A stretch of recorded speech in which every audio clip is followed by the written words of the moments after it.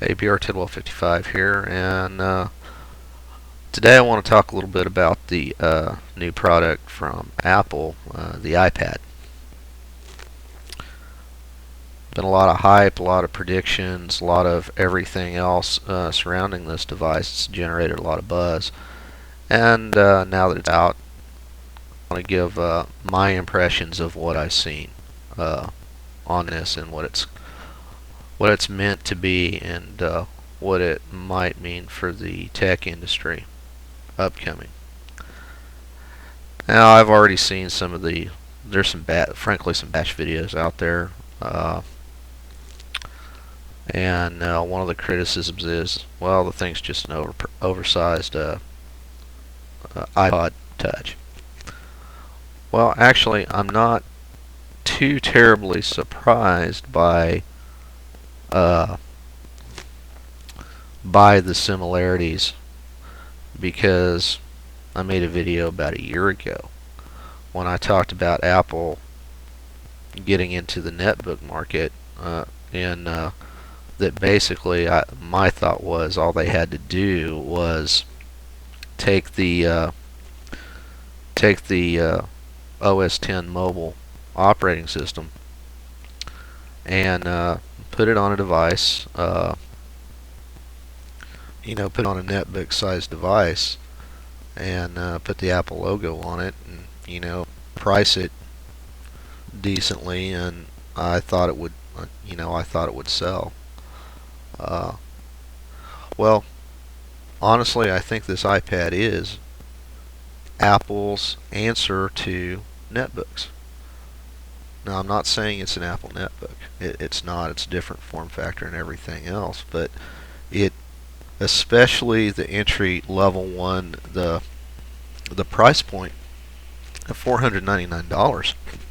Excuse me. That thing is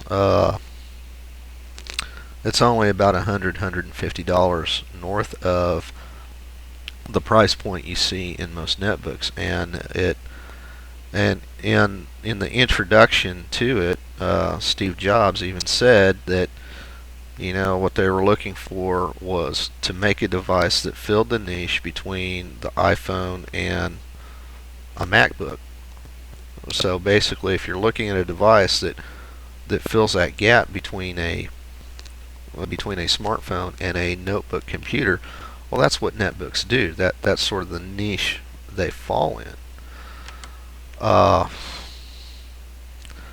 So I really think that this is, and given what it's advertised to be able to do, I think the iPad does fill that niche, and it replicates most, if not all, the functions that a netbook can. The only glaring thing that I see that's really missing from it is a built-in web camera, so you can't do like video chats over Skype with the thing.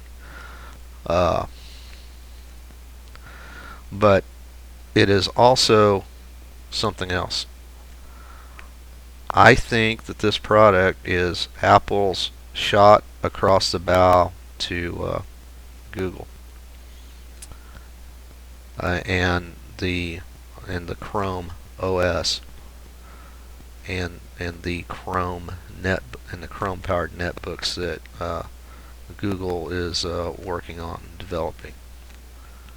The reason why I say that is the concept behind Chrome OS is for it to be basically your browser is the operating system and depend heavily on web apps and cloud type applications.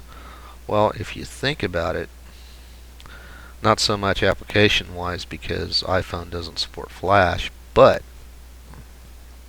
iPad doesn't support Flash, but especially the 499 model only has 16 gigabytes of storage. So someone who buys that and uses it is going to have to depend upon, if they're using that for a mobile computing solution, they're going to depend a lot on the cloud for their storage. Uh, they'll have to use like the App Store or whatever, to get to install their applications. So this is it's going to be the iPad is going to be very web and cloud dependent. And also another thing, I think this is a way that they can increase their market share in on the desktop. I mean, I think more, especially at that price point, that's going to get people interested in Apple computers, and it's going to introduce them to the OS 10 style interface, and I think that's going to result in more people buying iMacs and MacBooks. It's a second or third order effect that probably it'll take a couple of years to see it, but I think that's entirely plausible, and it's something that they must have considered while they were developing this product. So basically, to summarize it, I think it's while not a netbook, it is Apple's answer to the netbook. I think it's a direct challenge to Google and their Chrome OS, and ultimately at the end of the day, I think they brought it out to sell more notebook or laptop and desktop hardware. Now, BR Tidwell 55. Thanks for watching.